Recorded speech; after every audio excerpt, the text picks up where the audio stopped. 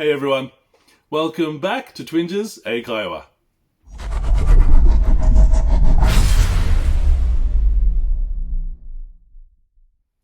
皆さん、こんにちは。Twinges 英会話です。Welcome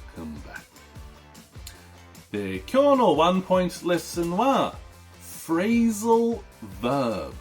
日本語では句動詞。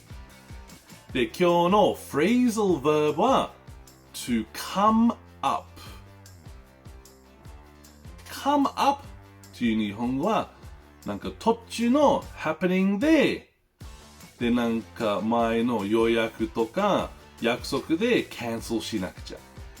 で、動詞は come up だから括弧は came up もし使わなくちゃね。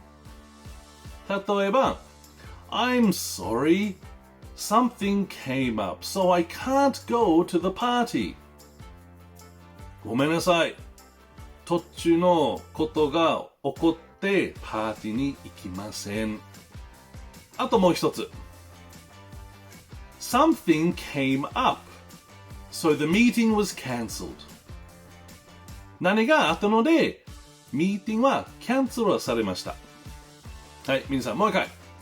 to come up なんか途中の happening でさっき言ったけど前の予約とか約束でもうキャンセルしなくちゃ。